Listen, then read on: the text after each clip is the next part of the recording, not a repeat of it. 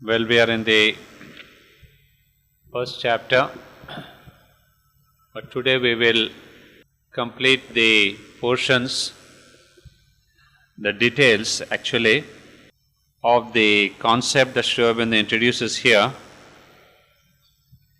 that there is very little of temporality in the Gita and that it universalizes all that it introduces. And we can perhaps appreciate and understand this view in the light of what we did yesterday, to find out the place that the Gita has in the spiritual history of India. We have seen basically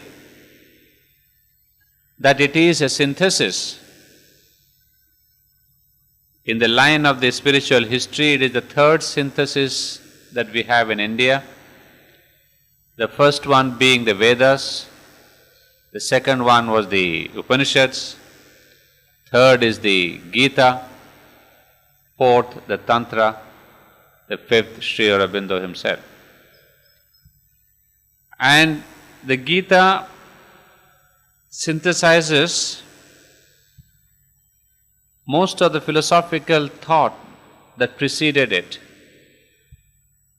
and also some of the major concepts that were discussed in the Vedas and the Upanishads. But in its synthesis, although it utilizes the old terminology, because it keeps a continuity with the old concept, it changes the meaning and makes it more universal, the meaning of these terms. In fact, if we see, it's the same thing in Sri Aurobindo. He also uses the words Bhakti Yoga and Karma Yoga and Jnana Marga and all that. But he has also radically changed the meaning of all these words. It is not the Bhakti Yoga of the Gita or the Karma Marga of the Gita.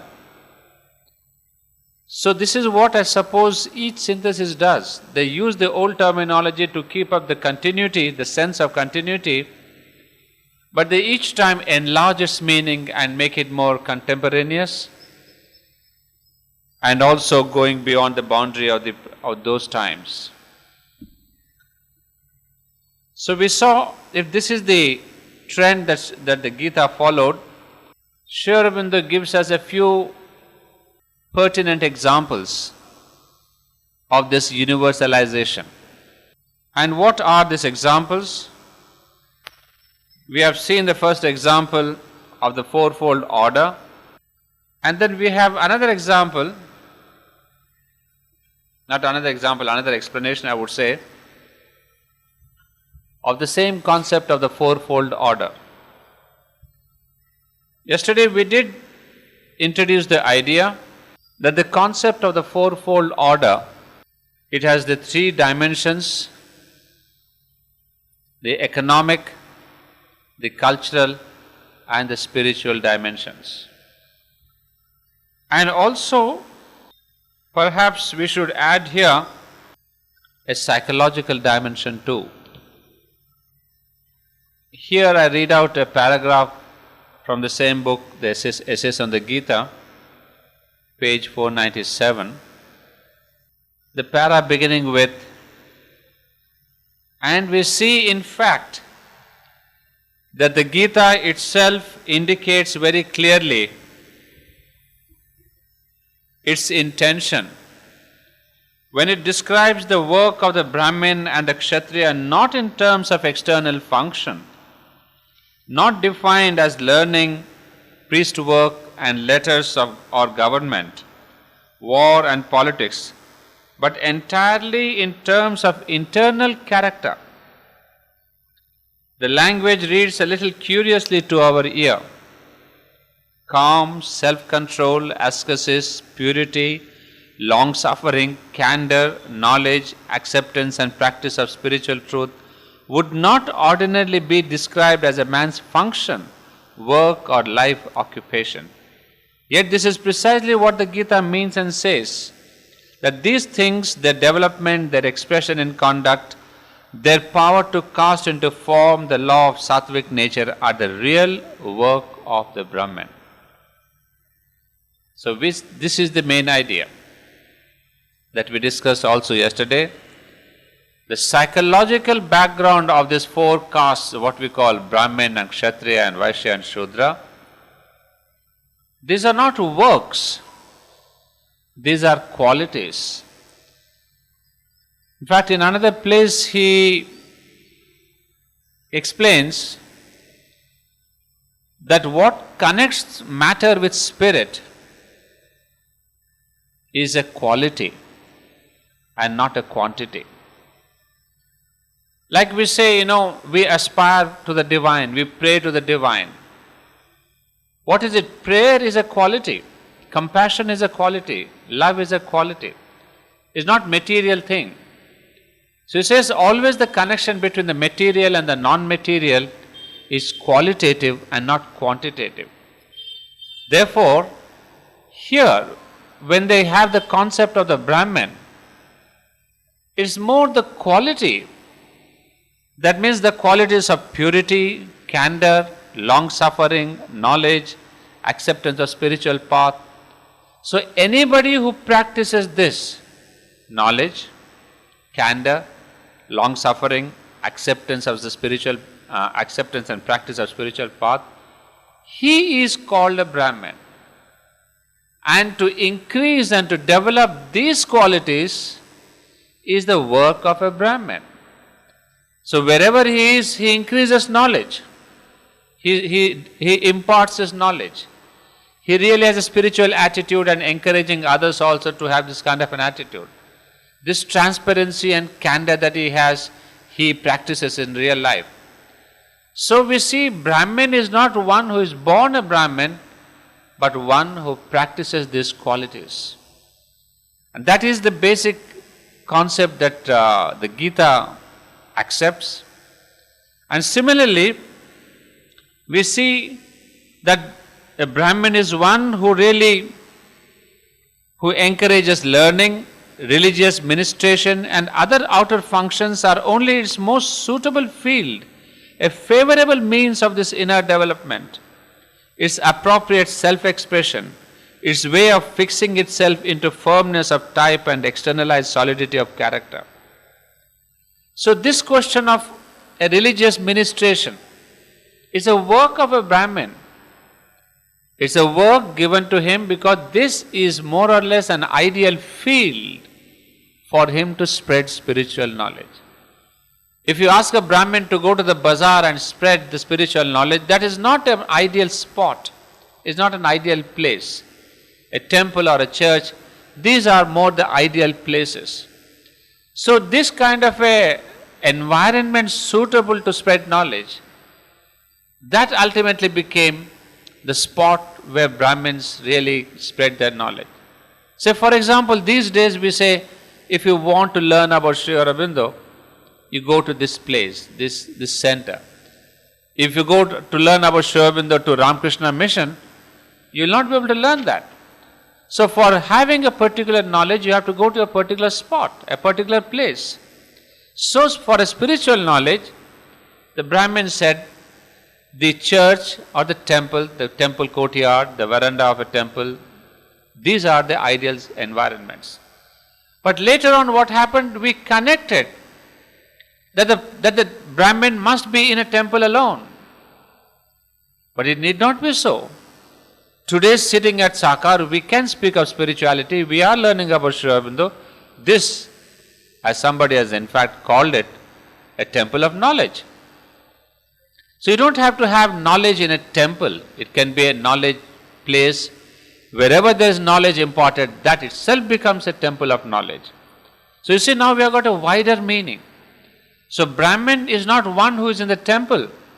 Brahmin is one who really imparts knowledge anywhere in a particular spot. So that's how we see a universality. A college or a university were supposed to be temples of knowledge. I'm saying supposed to be. because they aren't anymore. In those olden days, when we had this great Nalanda University and all these places, they were truly the temples of knowledge. The discipline, the asceticism, the candor, the seriousness, the involvement, the sincerity from the part of the students as well as the teachers. That atmosphere doesn't exist in our universities at all. So we desist from saying that those are temples of knowledge. They're supposed to impart knowledge, but midway. So that's why Sri Aurobindo tells us these are appropriate self-expressions of the Brahman. Similarly, we have war, government, politics, leadership. We have war, government, politics, leadership, and rule are a similar field and means for the Kshatriya. But his real work is the development, the expression in conduct, the power to cast into form and dynamic rhythm of movement, the law of the active, battling, royal or warrior spirit. You see, there is the other aspect, which is that of actually the aspect of, the aspect of real power to cast into dynamic movement an ideal. You see, it's not sufficient to have knowledge or an ideal. You should be able to give it a form, a dynamic sustenance. And this kind of, if I say this is an ideal of a social order, you should be able to put it in society and follow it. But this who does? This is the work given to a Kshatriya. Kshatriya is not again a caste. One who does this governance, one who does this warfare, one who arranges this dynamic rhythm and movement of law, he is called the Kshatriya. So you see, it is all by the qualities that you have that you are known as a Kshatriya, not by the work. And similarly, we have the other castes also. We have the work of the Vaishya and Shudra is expressed in terms of external function. And this opposite turn may have some significance. For the temperament moved to production and wealth getting or limited in the circle of labor and service, the mercantile and the servile mind are usually turned outward. Now this is again a very fine definition that Sri Aurobindo brings in here. You see, the first two are different categories. One is that of knowledge, the other is that of power. And those two are more inward. They are more inward looking. Whereas the other two, the Vaishya and the Shudra, that is the mercantile and the servile, these are more outward looking. That means, you produce wealth, you distribute it, you spread it equally. And then there's a question of the services. So temperamentally, and at least we see that now rampant in our country and in the world, what you call the business class, those are doing a multinational business and this and that. Per se, their nature is more outward jumping. They want contact with people, they want to really spread their goods, they want to do this.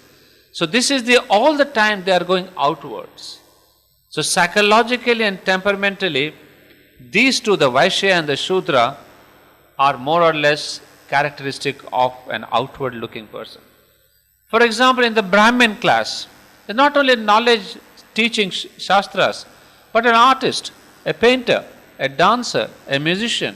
They're all Brahmins because they are giving a kind of a science of art.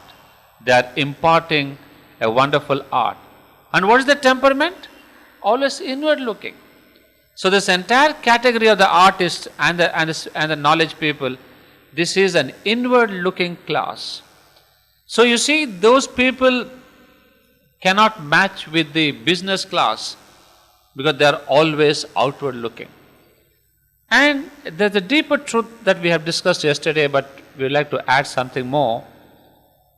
You see, these questions of knowledge, power, then there is wealth, and there is the service. These are actually powers of the divine Aditi themselves. So why are we forgetting that these are not just powers created by the human society. What the Vedas told you as the four limbs of the Supreme Avatar, of the Supreme Divine, the head and the limbs and the stomach and the hands and the legs. So these were what the Vedas told us. But today what we know from Sri Aurobindo is that these four aspects of the power and the knowledge, etc., are the four aspects: Maheshwari, Mahakali, Mahalakshmi and Mahasaraswati. So you see, these are an eternal characteristics of this creation itself.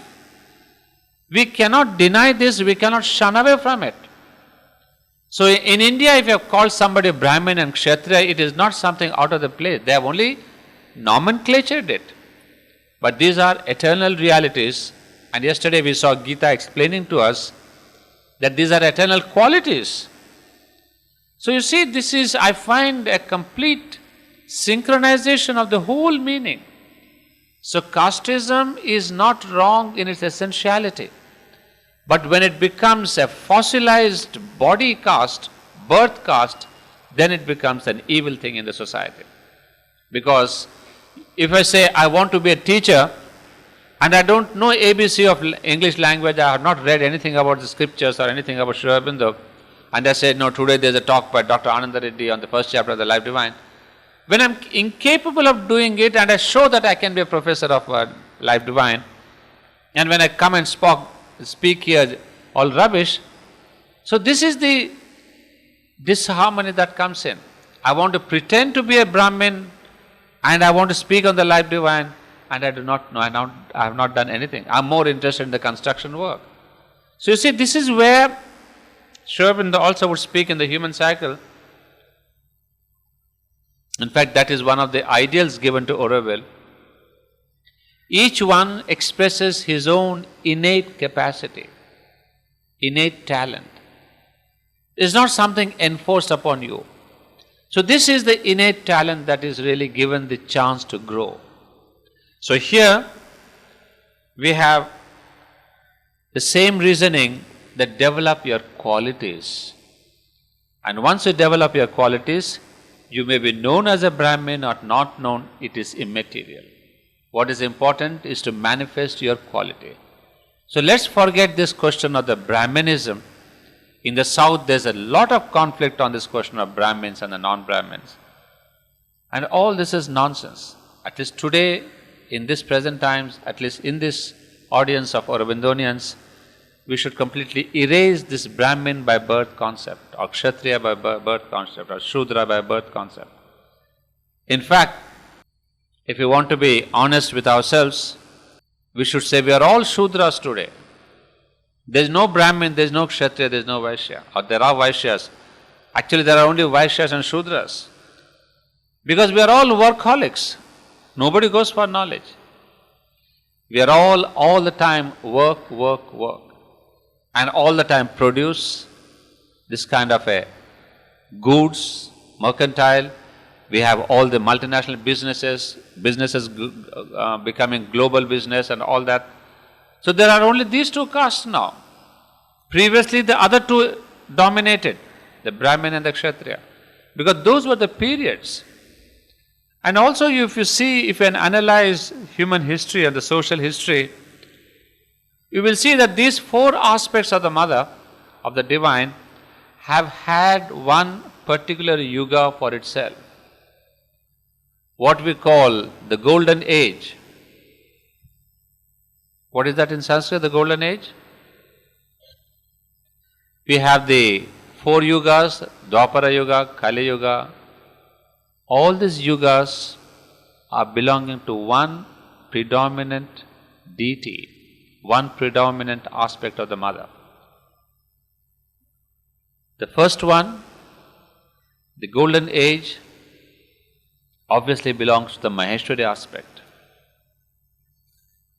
Then comes the Dwapara to Kali Yuga. To Mahakali. So today this Kali Yuga is the age of Mahasaraswati, where there is a predominance of the work and perfection in work. Today the whole focus is on perfection of work. And who is the predominant deity of the perfection of work is Mahasaraswati. So whatever we want to do today, the whole, you see, even the ashram, the predominance is perfection in work. So see, there is a time spirit which we cannot avoid. Centuries back it was Mahakali who was predominant. All over the world there were wars, governance, change of this thing, there were colonization, there were conquests. All the while, it is as if, the Maheshwari gave the concept of the new world, of the world organization, and Mahakali carries out this concept and of the nations, the warheads, the forming of the nation souls, etc. And then on the third level came the industrialization, the mercantile, where the production of the wealth came in. Once the form was given to the world, the wealth started coming in. That is the industrial revolution. From there till now, we have the same thing going on. And then in the present times, we have the perfection in work. So you see, there is a wonderful rhythm in the manifestation of these four powers. It is not happening at random. In fact, the mother once told somebody here that the history of the civilizations must be rewritten. Because in the normal history, we have only dates and wars and who has won, who has lost. And we don't even remember. But that also divides a country. But if we have this vision, the global vision, that it is all a movement of one single consciousness of the Supreme Divine, then you see a kind of a global consciousness that comes into you. Now, I do not really separate the Indian history from the British history or the German history. For me, it is one cosmic earth history which is happening in the mother's consciousness. So therefore, we find a kind of a meaning, a direction in the evolution of this earth. Otherwise, there is all some small details, important, not important, and lot of them twisted and perverted details.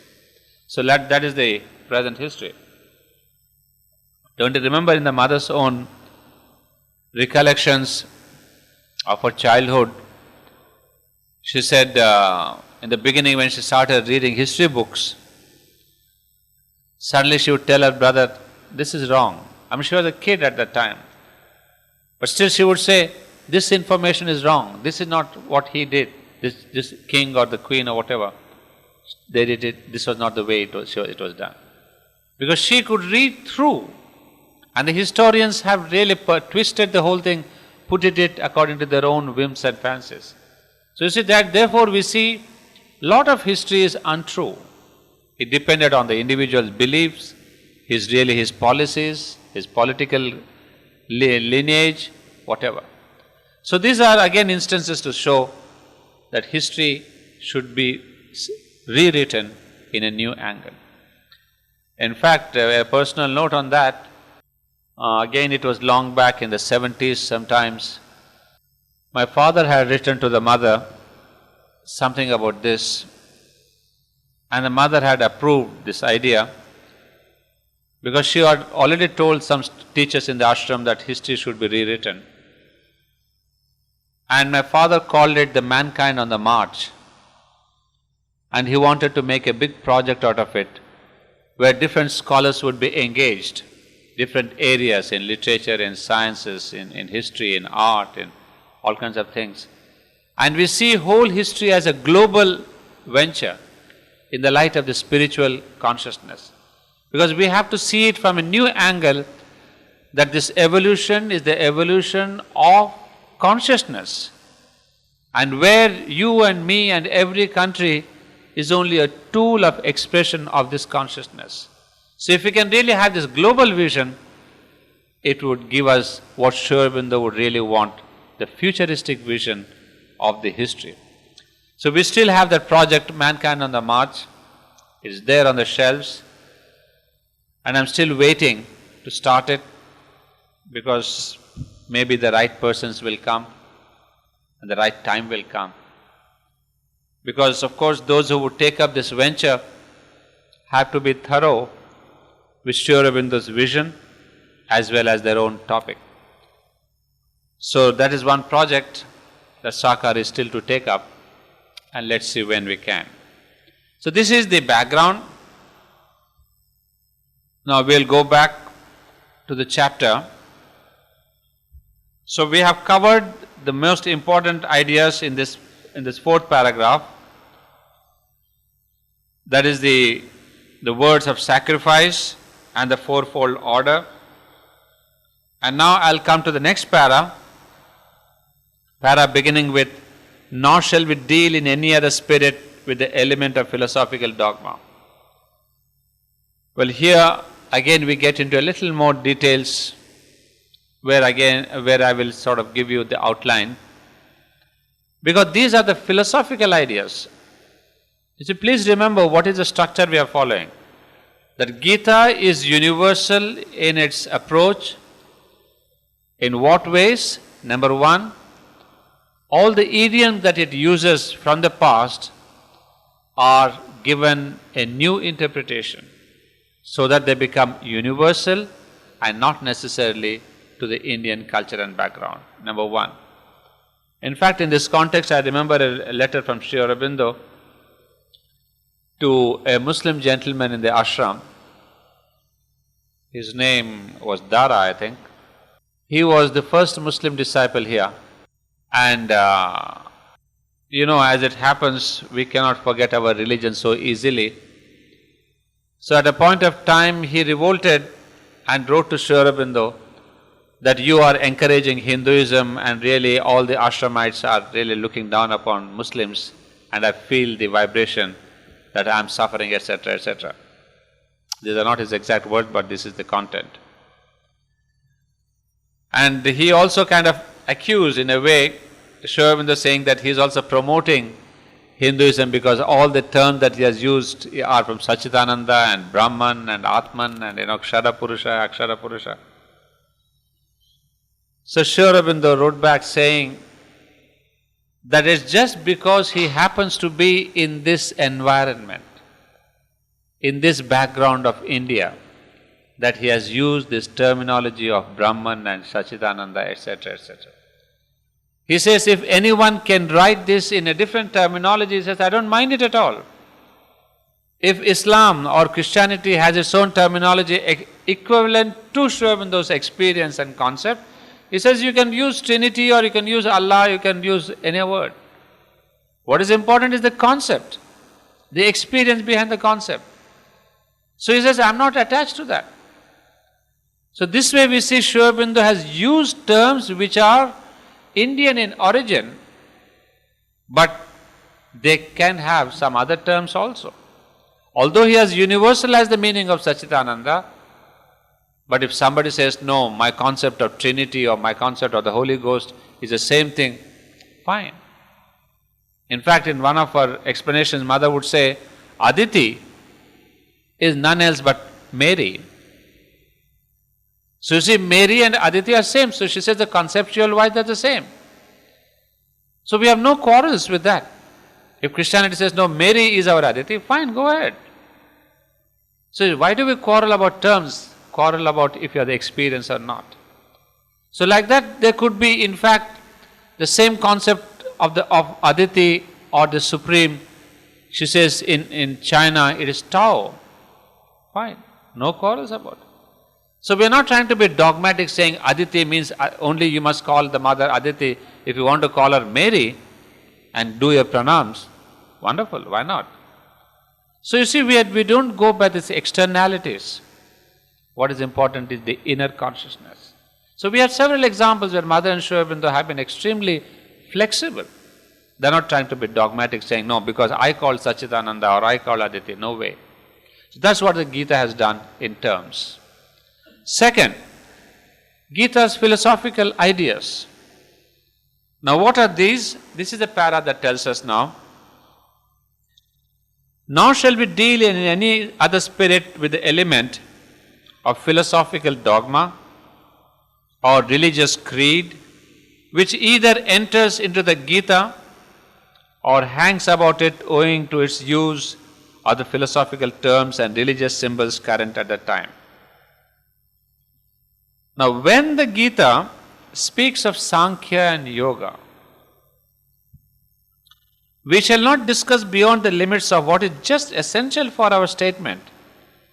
The relations of the Sankhya of the Gita with its one Purusha and strong Vedantic coloring of the non-theistic or atheistic Sankhya that has come down to us, bringing with it its scheme of many Purushas and one Prakriti, nor of the Yoga of the Gita, many-sided, subtle, rich and flexible to the theistic doctrine and the fixed, scientific, rigorously defined and graded system of the Yoga of Patanjali.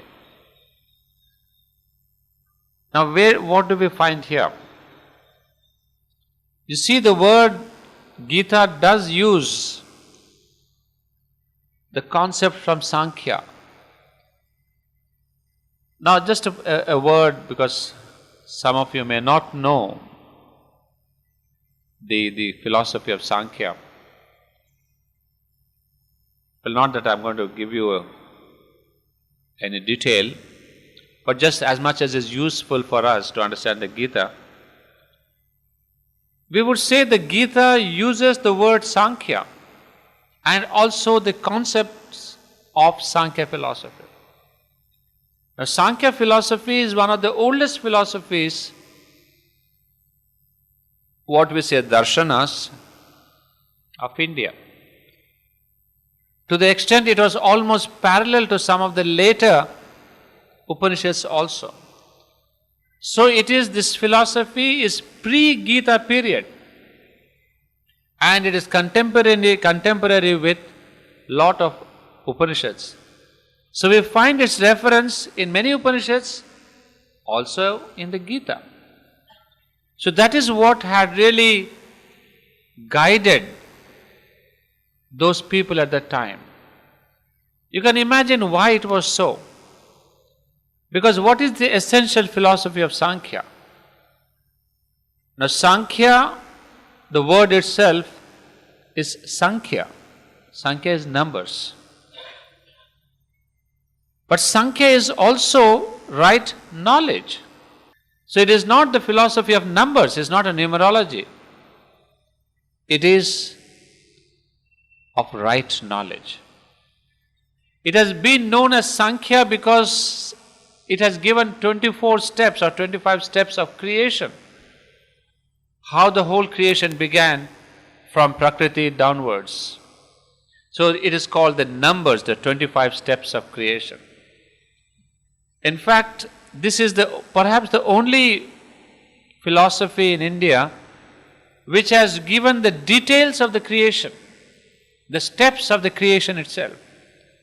Like we have vaguely in the Bible how God created the first day, this came, second day, this came, third day, and then luckily God of the Bible had the seventh day to rest.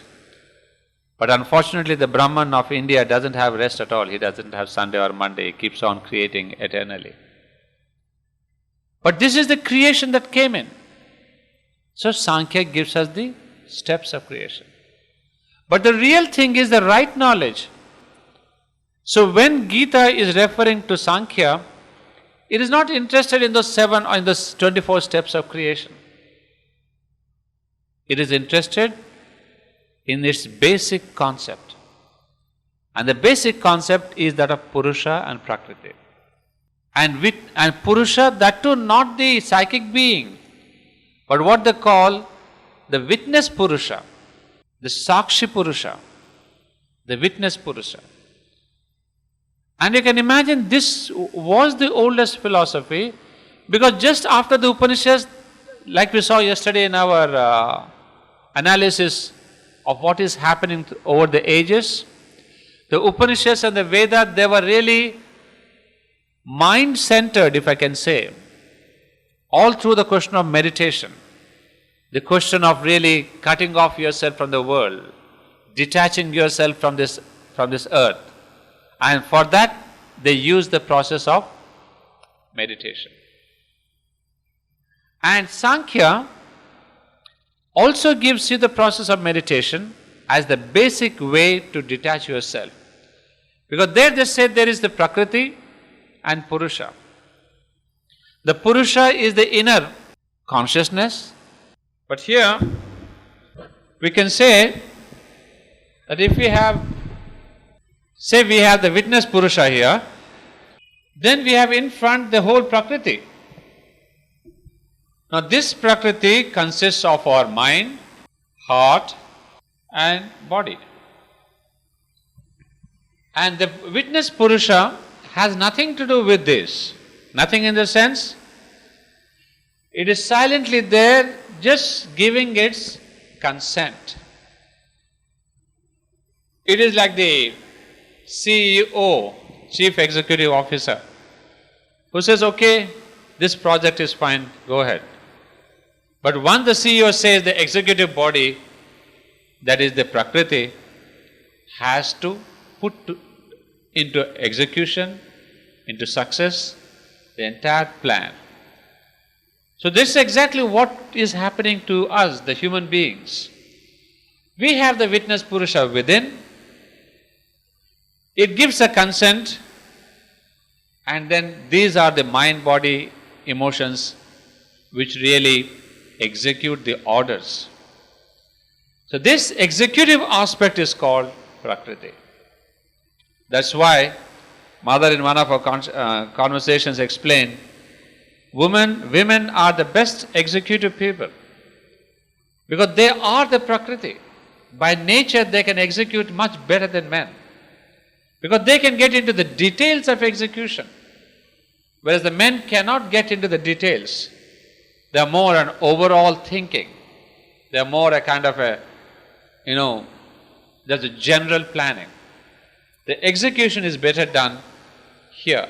And I'm sure this is what our multinational companies are realizing, especially in the West, I've seen already. A lot of these women are here on the executive board because they are much better off. And at least I saw in Thailand too, most of the executive persons were ladies.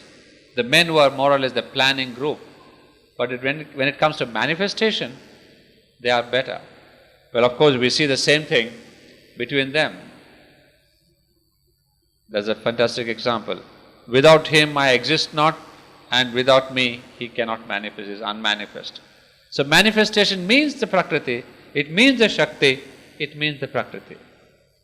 Now coming back to this, now what is happening, this Prakriti, which has the nodus of ego, he after a while usurps, I'm using the word usurping, the rights of the witness Purusha. He tells his mind, body and this thing that forget about that president who is only a kind of a rubber stamp thing. I am the real Prime Minister. You have to obey me. So this president, this witness Purusha goes around looking at Singapore and Malaysia, visiting here, talking around, but he doesn't execute, he doesn't put in his orders. So the ego is the Prime Minister. It may be a weak Prime Minister in one or a strong Prime Minister, but he is the real person who controls these things. So therefore what happens, the Prime Minister takes over and this Prakriti is in haywire. It goes pell-mell. It doesn't have order, it is full of desire, it is full of all the egoistic ventures that I want it, I am the great man, the whole I comes in, and where the I comes in, the you becomes a mess. The universe becomes a mess. But sometimes the witness Purusha says, look, I didn't consent like this. You are going astray. So it pulls back its consent. And when it pulls back its consent, suddenly you see all your plans have collapsed. You say, no, I was doing it well till yesterday. I thought I was doing this sakar, all these plans, and the building was going on. Suddenly nothing has happened. So this is the withdrawal of the consent of the witness Purusha to Prakriti. So in what all we do, there's got to be a kind of a silent consent. Without the silent consent of the witness Purusha, Prakriti can't act. But once the consent is given, Prakriti plays mischief because it goes under ego. So I'm putting it in, of course, a little easy terminology. Because they do not explain it in this way. But now what is the connection I am trying to drive at? That the witness Purusha is what is important in the Sankhya. So they say by the process of meditation, we can bring in a kind of a distance. Because now, at present, we are not even aware of our witness, of our Purusha. I think that my ego is my Purusha. If you say, who are you? I say, I am Dr. Ananda Reddy. Who is the damn doctor? It's the damn ego. So you see, every time I am Professor so-and-so. Who is the professor? No, nobody but the ego. The soul doesn't say, I am the professor. It's the ego which says that. So we are all the time in this kind of a false appearance. So the witness Purusha says, the Sankhya says, we have to bring a kind of a distance. It's like, we're seeing into the water and thinking that is myself. That's only my reflection. That's not myself. So why is a withdrawal? This is coming back. This is a withdrawal from Prakriti. And this process of withdrawal is beset by meditation. So the purpose of meditation, according to the Sankhya, is not the question of attaining the Brahmanhood and all that, but to be able to distinguish the Prakriti and me. The me, the real self, and not the ego. So whole life goes, because all the time we are here in this outer body. But during the moments of meditation, you begin to get glimpses that you say, hey, really? This is a story that was given to us in the Upanishads also. The gods and the devils, Indra goes to a rishi and says, teach me who I am, or show me who I am. Then the rishi says, go and look yourselves in the mirror, in the water. Both the Asura and Indra, they go and look at their reflection in the water, and they both see their own faces and they say, hey, how beautiful I am. So this is me. But Indra after a while says, you throw a pebble into the water, the whole reflection is gone.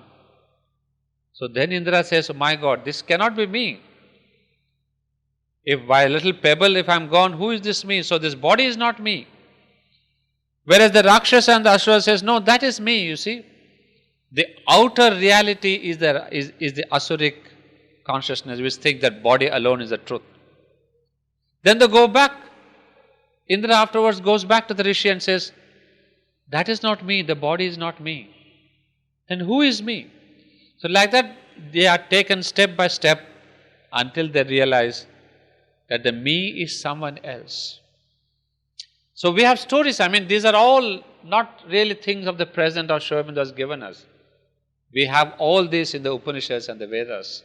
If only we have time to read that. But thanks to Aurobindo, he has given us all this in a synopsis in all his writings. So Sankhya, its main effort is to split your Prakriti and Purusha, so that you realize that you are the witness Purusha. And why does the Gita take this up? And mind you, even Aurobindo takes up this question of Purusha and Prakriti. This has come into integral yoga also. So you can see its validity is centuries old, but it is also as modern because it's part of integral yoga itself. In integral yoga, of course, I'll tell you that later, but in the Gita, this is the first step. He says, otherwise we are all the time lost in this outer personality, the ego personality, and in our great education system and the present modern system, develop your personality. What the hell is the personality is this? To increase your ego is your development of personality. But we say, develop your person, the true person, discover the true person, not develop your ego personality. So these are the opposing views that we have in integral education and other education. However, Sankhya is that wonderful method to split your being. Split in the right sense, not you become a split personality. But split means you begin to realize that I am truly not Prakriti. And who is Prakriti? Prakriti is only my instrument. But is it really an instrument? It takes time. But during the meditations, at least I can get a kind of a distancing. The word splitting may be wrong. The right word is distancing myself from my Prakriti. And that you will realize in the meditations. So do not think that meditation means just having silence of mind, throwing away my ideas and pushing somewhere a kind of a silence in my mind. But also push away the whole nature, the emotions, the thoughts, the body. And how do you push it away? There's a wonderful method given by the Buddhists. Denying yourself, saying, I am not the body. I am not this thought. I am not this emotion. So completely self-denial, the rejection of the oneself, of your own self, of your own Prakriti self. Then this constant rejection brings you closer to who you are. So this is the method that Gita took up. Why?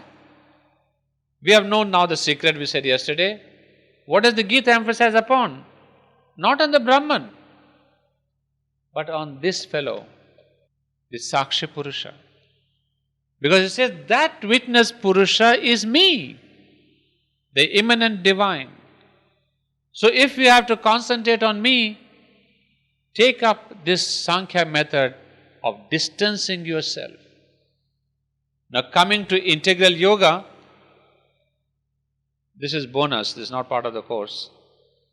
But coming to integral yoga, how do you realize that?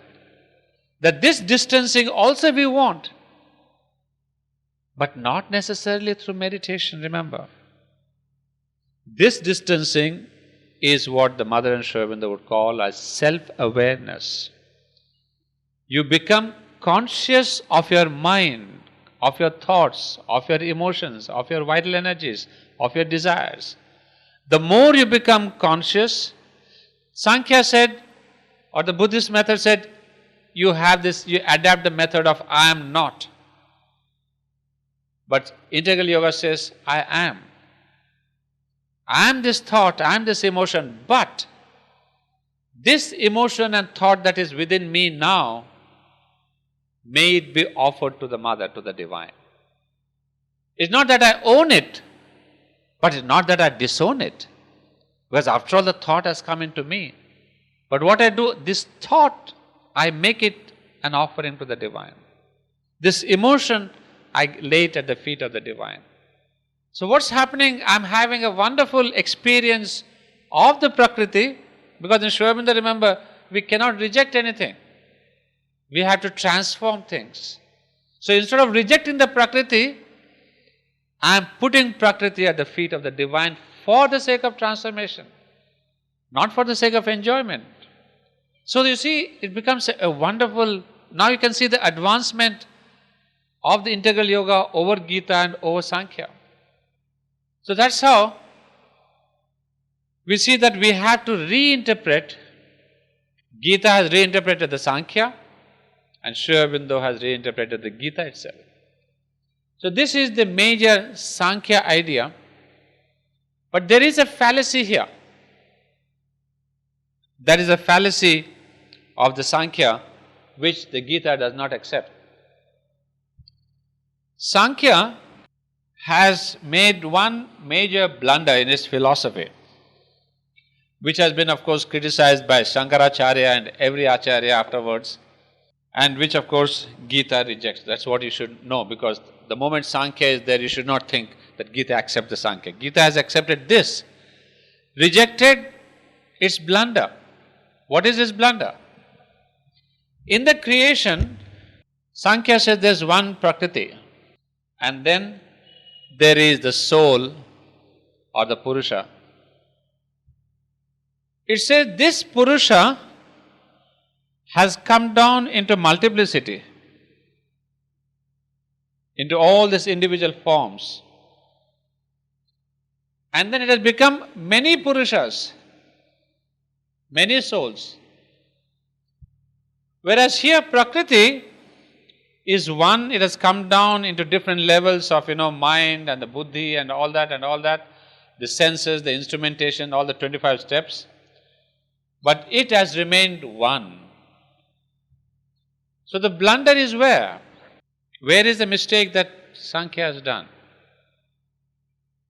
One of them is that they have got a dual reality, Purusha and Prakriti. And they say the Prakriti starts creating when there's a reflection of the soul or Purusha into Prakriti, it starts creating. So they have two realities. It's not one Brahman or one Satchidananda, it's two Purusha, two realities. Number one. Number two, that's what he was telling us, that how can Prakriti exist without the Purusha, independent of Purusha. That is the first blunder. Second blunder is, they say there are many souls and one Prakriti, which is just the opposite. There's only one soul and many bodies. The soul within and the soul within you and me is not cut up. Whereas your body and my body has a distance. But the soul is not partitioned. So this is where the problem comes in. Because remember, what is this soul? When we say, I have a soul, you say, you have a soul and you have a soul. Is it that we have got 1 billion souls? No. It is like, you have been to any of these temples, not this forts, this ancient Rajasthan forts, or some in Europe also I've seen.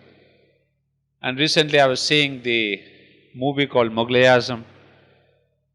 There is this mirror hall, hundreds of small mirrors. There's only one person dancing, but you see 10,000 dancers there on the wall. That is the soul. There's only one Brahman, maybe dancing or chanting or meditating, I don't know what he's doing. But we are the mirrors, the individual million mirrors, or 1 trillion mirrors, or an infinite number of mirrors. So there are not so many souls, there are so many reflections of the Brahman. Whereas each mirror is constructed different. Mirrors can be big, mirrors can be small, mirrors can be dirty, mirrors may be convex, mirrors may be concave. They can be every form and shape and possibility of mirror. So when a concave mirror is there, the soul is reflected in a different manner. The convex mirror in a different manner, a small one. So we are only mirror images, mirrors which are reflecting. And the only problem is, we have gathered a lot of dust on these mirrors. We are not taken care. Only women go and say, mirror, mirror, who is the most beautiful of all?